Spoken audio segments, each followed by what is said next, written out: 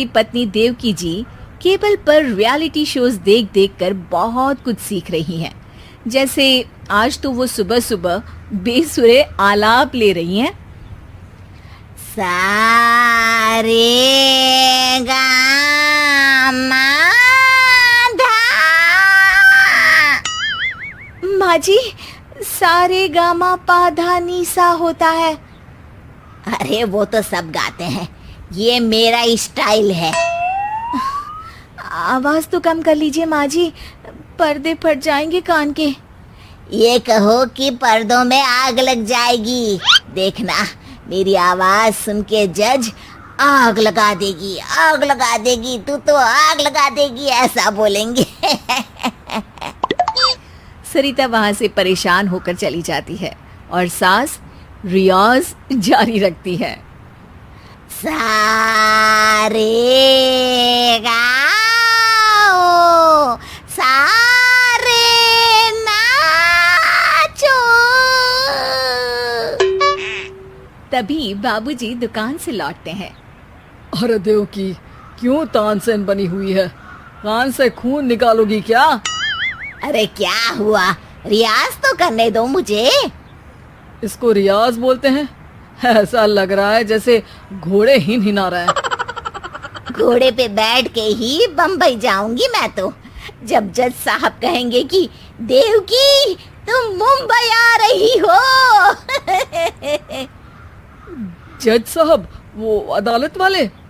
अरे नहीं नहीं, बड़े लोग हैं, आप नहीं जानते हैं।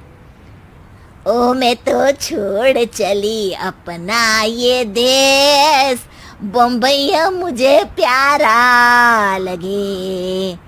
गाना गाती हुई देवकी चली जाती है और बाबूजी अपनी सरफिरी पत्नी के इस संगीत प्रेम की चर्चा करने बहू के पास चले जाते हैं। अरे सरिता बेटा, सुनो तो, ये तेरी सास को क्या हुआ है बेटा? सुबह तो अच्छा भला छोड़कर गया था इसे।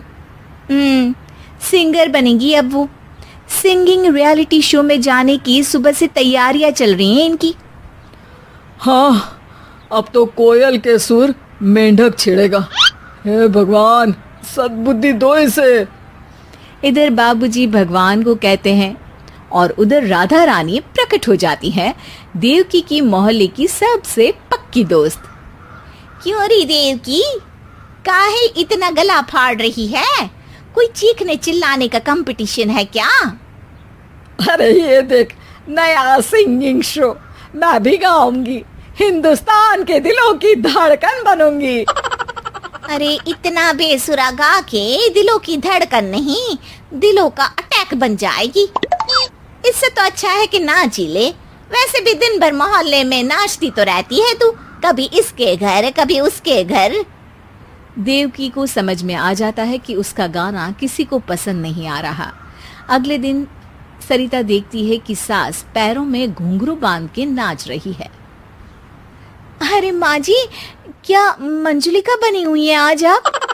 अरे नाचने दे बहू, जब तक है जान जाने जहां मैं नाचूंगी। अरे माँ जी, अभी जान निकल जाएगी इतनी जोर से नाचेंगी तो। अरे अरे, क्या कर रही हो? अरे दिख नहीं रहा, डांस कर रही हूँ। अरे जैसी तुम्हारी हरकतें हैं, तुमको तो नागिन डांस करना चाहिए। वो भी करूंगी, भांगड़ा भी करूंगी। देखना, जज मुझे देख के स्टैंडिंग ओवेशन देंगे। हाँ, स्टैंडिंग ओवेशन तो देंगे ही, ताकि खड़े होकर वहां से भाग सके तुम्हारा डांस देखकर। अरे कुछ ढंग की चीज करो, ये रोज क्या नया शुरू कर देती हो? सास को लगता है कि उसका डांस का सीन भी बिगड़ गया। अब वो टीवी देख के कोई और कलाकारी ढूंढने लगती है। तभी उसे टीवी पर खतरों के खतरनाक खिलाड़ी शो दिखता है, जिसमें लोग अलग अलग स्टंट करते हैं। बस देवकी को नया काम मिल जाता है। अगले दिन सुबह देवकी डंबल लेकर कसरत करने लगती है। माँ जी, ये क्या कर रहे हैं आप? अरे खली जैसे बनकर खलबली मचा दूंगी। कल मैंने खतरों के खतरनाक खिलाड़ी देखा और सोच लिया कि मुझे वही जाना है। हाँ बस। तभी वहाँ बाबूजी भी आ जाते हैं। अरे इतना भारी डंबल, अरे गिर मत जाना कहीं लेकर। अरे चुप करो, तुमसे कुछ नहीं होता इसका मतलब ऐसा नहीं कि मुझसे भी कुछ नहीं होगा। मैं तो खतरों के खतरनाक खिलाड़ी में जाने वाली हूँ। हाँ, मैं तो इस शो में तभी गया था जब तुमसे शादी हुई थी। तुमसे शादी करना भी खतरों के खतरनाक खिलाड़ी में जाने से कम थोड़ी ना। अब चुप भी रहिए। अरे बहू, वो भारी वाला डंबल उठा कर ला तो। अरे ना माँ जी, आप संभाल नहीं पाओगी। अरे मैंने टीवी में देखा था, एक आदमी कार उठा लेता है, इतना तो मैं उठा ही सकती हूँ ना। बहू घबराते हुए भारी वाले डंबल माँ के हाथ में दे देती है।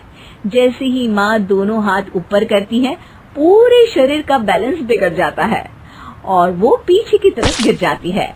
डंबल जाकर टीवी में लगता है और टीवी फूट जाती है। माँ जी, उठिए माँ जी। बाबूजी बहुत तेज हंसने लगते हैं। बाबा बाबा, टीवी और बीवी दो टेंशन थे मेरे, आज एक कम हो ही गया।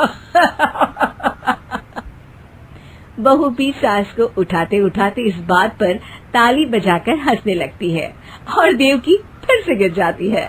और इस बार देवकी भी अपनी बेवकूफी पे हंसी रोक नहीं पाती।